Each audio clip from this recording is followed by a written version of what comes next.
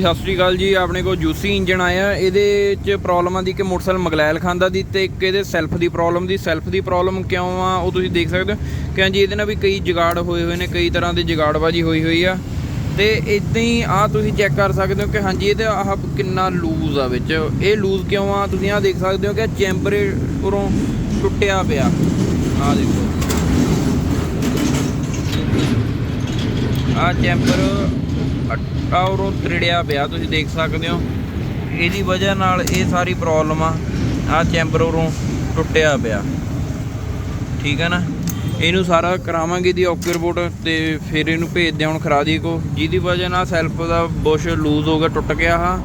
ते इहदे जुगाड़बाजियां ना कराया करो, इहदे मैं पिन्ना वगैरह कढ़ा देने हो, डीकंप्रैशर दी पिन वगैरह वो ना कढ़वाया करो, क्योंकि जदों डीकंप्रैशर दी पिन निकल गई उदों सैल्फ ने पूरे जोर लगना, ये बुश के उत्ते सारा जोर पैना सैल्फ का, तो इन्हें जान दा लगना। तो उस तो बाद जेकर गल करिए ये हाइड्रोलिक भी चेंज होए हुए ने, हाइड्रोलिक ना चेंज कराया करो। आप पहले ही कहने हाइड्रोलिक खराब होने के चांस ना बराबर होंगे ने कि हाइड्रोलिक खराब होण।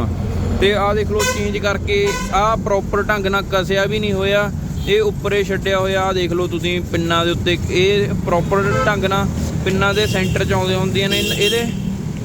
आ देख लो तुसीं की हाल ने, ठीक है ना जी। इदां मैं ये गल वीडियो आप किसी माड़ा चंगा कहने के लिए नहीं पा रहे, वीडियो इसलिए पा रहे हैं तां जो अपने वीर भरावां नूं पता लगे कि हाइड्रोलिक खराब होने के चांस ना बराबर ने, कि ये कोई छेड़खानी ना कराया करो। आ इंजन च देख सकते हो किवें जम्मिया, इस करके कहने हुन्ने आ कि हाँ जी कदे भी सर्विस कराउणी है तेल वधिया पवाओ, नहीं फिर तुहानूं उहदा कहना आ इदां। फिर आ देख लो इंजन दे नाले जम्मिया पिया, ठीक है ना। तो बुश भी टुटिया पिया, ये मतलब ध्यान नाल काम कराओ आपकी मशीनरी का। हुण इहदा बुश का भी काम होऊगा। ये हुण जेकर चैंबर नवें पाउने आ तां तुहानूं पता ही आ रेट किन्ना, कि हाँ जी 15,000 के कल्ले चैंबर ने, ठीक है ना जी गल। आ तुसीं चैक कर सकते हो कि बुश किद्दां हिलदा।